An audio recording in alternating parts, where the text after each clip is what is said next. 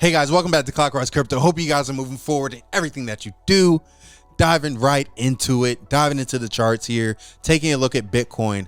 Now, Bitcoin pulling back, Bitcoin ETF was approved. Now, with that being said, that changes a lot of things, but we are still seeing technicals still holding true.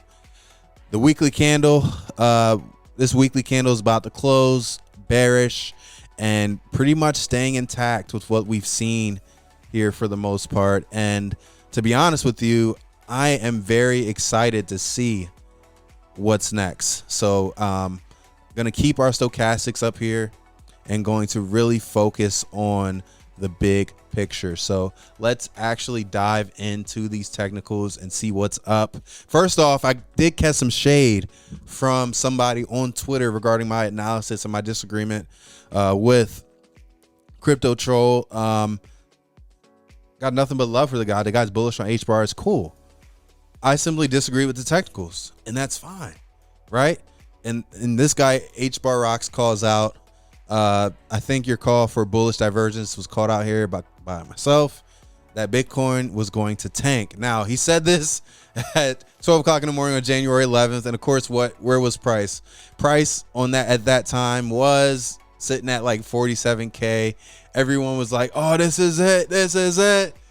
And for me, you know, I still hold our stance. We don't delete these charts, guys. These charts remain tried and true for us until certain levels are broken. So that's where we stand. And you know what happened? A complete pullback of Bitcoin, essentially aligning with our overall bias of a reason to pull back to this trend line. That's what we've been waiting for, guys. So exactly what I said is I disagree with a hidden bullish divergence on H-bar, because for me, I didn't see it. I don't see it. And I'm like, you know, I'm looking on the daily, which one shout out to that, crypto trolls. He was on the daily time frame. So kudos to that, because I did tell you guys, a lot of people are showing you low time frames on crypto, and pretty much that's a recipe to get wrecked. Okay. Just because the volatility at this point is too insane to be on a low time frame. You'd be better off scalping on a higher time frame with higher time frame with crypto. So people on the 15-minute and all that, just covering the spread, I mean, it's just super dangerous. And I guess going back to H-bar, looking at H-bar, I did not see any hidden bullish divergence. Simple technicals that anybody can do.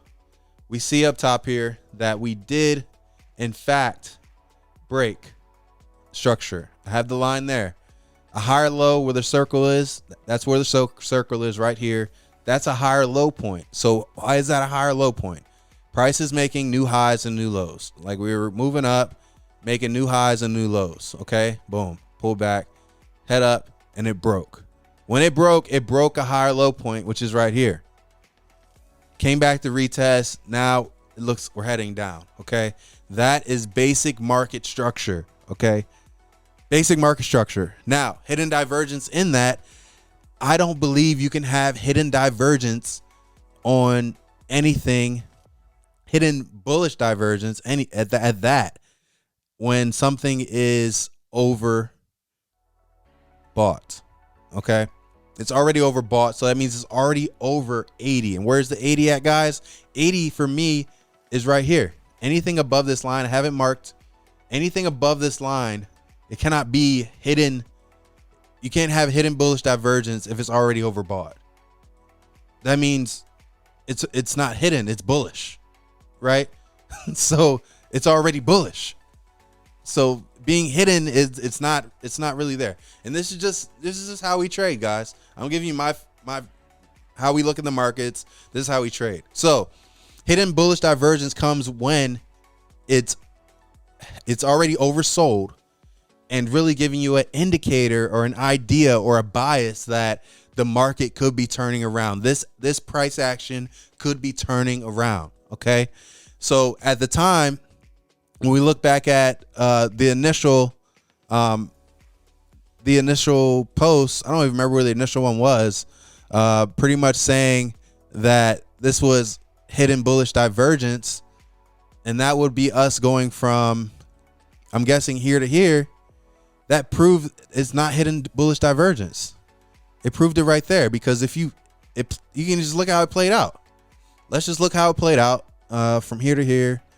So from the 18th pulling over to a little bit past 2024. Okay. So doing the same thing. So pulling from here and pulling past 2024. It proved to not be hidden bullish divergence. It proved to be inaccurate because price continued downward. So, and that's kind of what I was trying to say. And I guess this guy, H-Bar Rocks, was trying to cause some drama. But I'm like, dude, I disagree with the TA. Here's why. You don't have hidden bullish divergence on something that's already overbought. So hidden bullish divergence, if it goes up and it remains up there, it's no longer hidden. It's already bullish. It's already up there. So it's not hidden bullish divergence. I know long term, we got H-Bar going. You guys already know how we feel about H-Bar. We got H-Bar moving long term bullish. But there's nothing hidden about something that's already overbought, in the overbought territory, specifically on the stochastic, to be hidden bullish divergence. We just don't, that's just something we don't do. And it played out here. So, of course, H-Bar Rocks tried to take a jab at me, saying, because I thought Bitcoin was going to tank, which it did tank. It did. Guys, we're at 42.8 right now. We're under over 10% in less than 24 hours. And for the week, I mean, it's insane, right? But for H-Bar specifically, that hidden bullish divergence was deemed invalid. And, now we're moving forward. So now I think if I'm looking here at the daily time frame, pulling it from here, there's something setting up. I mean, you can almost say from December to here, maybe, but things have to hold, right? And right now, it looks like we're going to make a new low, because if you look at just basic market structure, guys, basic market structure, change the trend right here, made a new low, pulling back, respecting that level of resistance, which used to be support, pulling down. I mean, that is basic market structure, guys. That's basic market structure. And and of course, everything follows Bitcoin. So, we got to consider that too. Everything follows Bitcoin. So, we'll see how that plays out. But going back to Bitcoin, H-Bar Rocks, thank you for a shout out. But pretty much me saying Bitcoin was going to tank, it did tank. So thank you. But it's not really about being right. It's really about just us being, how we react and respond to the markets. And like I said, we keep these charts up here. If it doesn't play out, it doesn't play out. But it's all situational, right? Bitcoin ETF could have played. It could have lined up differently. But like I said, I thought it was going to have the same effect as the ETH 2.0 merge, where everyone's hype. Ethereum, as soon as the merge happens, Ethereum's going to back to 5K, then to 10K overnight, and that thing pumped up right before the ETH merge and did exactly what this did with the Bitcoin ETF. Exactly what it did. They almost did the same thing.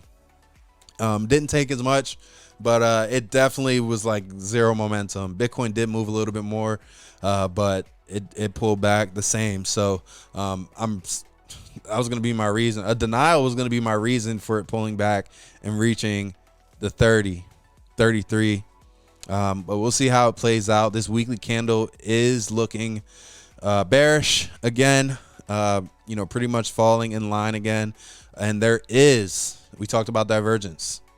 There is divergence happening here on Bitcoin.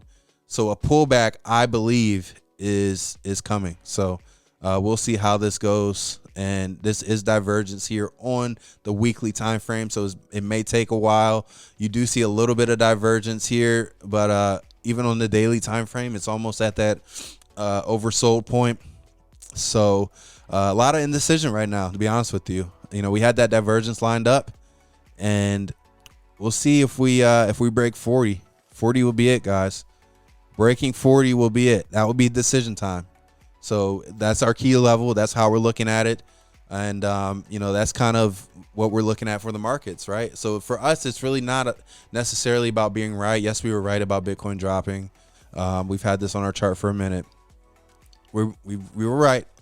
But for more so, it's about us reacting, responding to the market. So dollar cost averaging, heavy. Continue to dollar cost average. Continue to do the opposite of what the majority is doing. Continue to think differently. Okay. So when we look at what's happening with, you know, going into coin market cap. So taking a look at coin market cap here and seeing how the greed's at 63. So people are like, and we dive into that and see, okay, looking at Bitcoin dominance, looking at the fear greed index and how we're, you know, heading back down a little bit, heading back down in this fear greed index. So if we look at that, like I said, thinking differently, when this is green, this is not when I want to start securing the bag, right? This is not when I want to start getting in, because that's when everybody is. That's when your cousins and people that don't take you seriously about crypto start talking to you about crypto again. That's not when I want to be involved.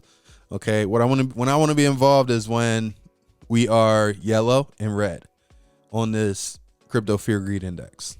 That is exactly when I want to be taking my good sizable positions. And, you know, it's going to be the reverse. It's going to be the reverse of what everyone else is thinking. Everyone else is on the fence waiting. And that's when you want to be taking action.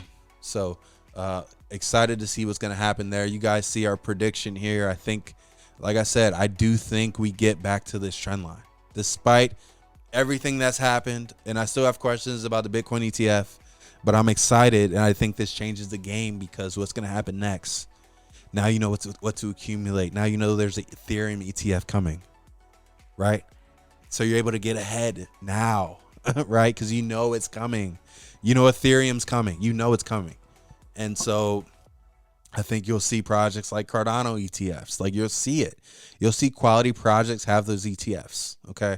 And, you know, through all that, it's going to be opportunity long term. So in the bull run is going to be completely different, because there's going to be more money coming into the market, right? More opportunity for you to take gains and get gains and to really change your life. I think that this is going to be a bull run like we've never seen, just because people are now going to have that on-ramp, another on-ramp into crypto. So super excited, guys. Definitely want to go over the charts and just be transparent. You guys know that we keep these charts up. We're not hiding anything. We keep the charts up until it's on to the next setup. And right now, you know, it's you know, we do think that pullback's happening, specifically on the weekly time frame. Anything can change, but I would pay attention to that $40,000 level. I would pay attention to that $40,000 mark. So right now it's about $2,700 away from that, and that, I think, is going to be a changer just from a TA standpoint. From a TA standpoint, pay attention to that level, and we'll see how it goes, guys. So really hope you guys got some value out of this video. Keep moving forward in everything that you do. We'll see you soon.